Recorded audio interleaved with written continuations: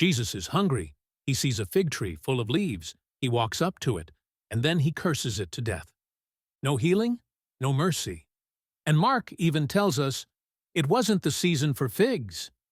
So what's going on here? We're exploring Mark 11:12-14. Let's read verse 12 from the ESV.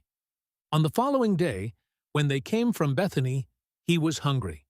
Let's talk about the term the following day. Mark could have used the Greek word orion, which can mean tomorrow or soon after. But Mark used the word aporion, which is more specific, and means on the morrow, or the very next day. Why does this matter? Because Mark wanted his readers to know that this event happened on the very next day, after the triumphal entry into Jerusalem, and after Jesus made an investigative tour of the temple complex. The timing is not accidental or coincidental. It very much matters that Jesus' interaction with the fig tree is sandwiched between his investigation of the temple and his cleansing of the temple. As Jesus and the 12 were headed back to Jerusalem from Bethany, Mark tells us that Jesus was hungry. Bear in mind that this is the same Jesus who fed thousands with a handful of loaves and a few fish. So hunger is probably not a crippling condition for him. Look at verse 13.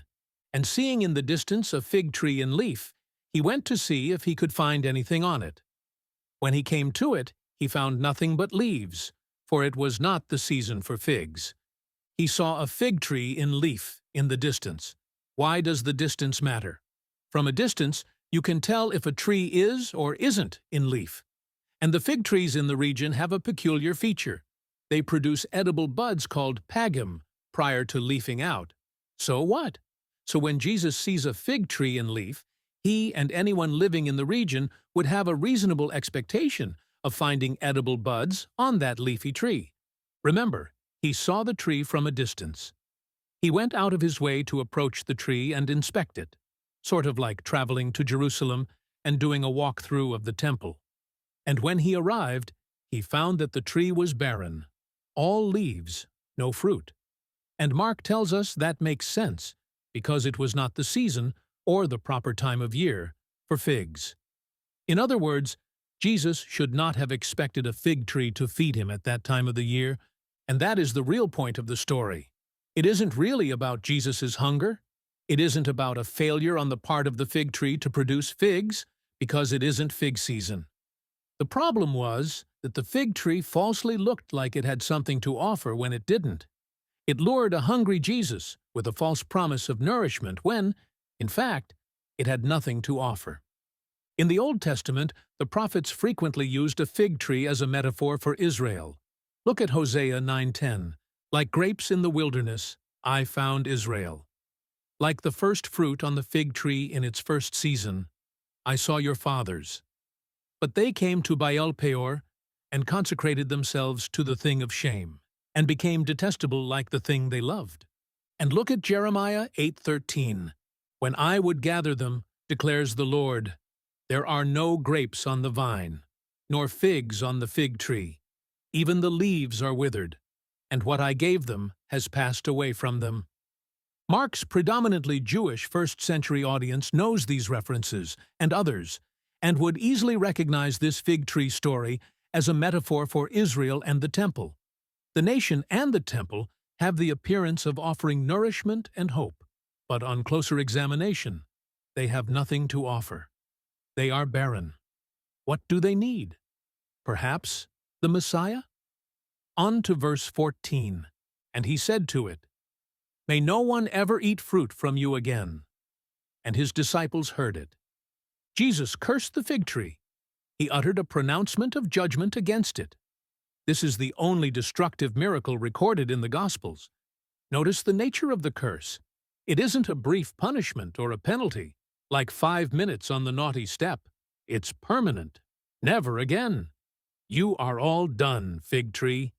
A surface reading can sound like Jesus was being petty, or had fallen victim to an irrational anger. After all, it isn't even fig season. But this is not pettiness. It is judgment.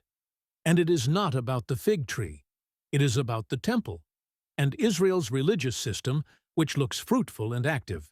But upon closer examination, like Jesus did the evening before when he walked through the temple, turns out to be barren. The tree is a metaphor for Israel and the temple, and the tree only really matters as it serves as that metaphor. Consider the flow of events in Mark chapter 11. Late in the day, Jesus examines the temple, then leaves the city.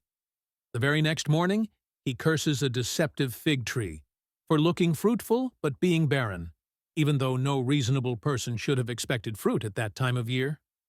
Next, he's going back to the temple to cleanse it of unrighteous presences and practices. The following day, the disciples, who heard him curse the fig tree, see that it has utterly withered from branch to root. You see, the fig tree and the temple are inseparable here. The story of the fig tree is a preamble or a prologue to what Jesus is about to do at the temple and provides context.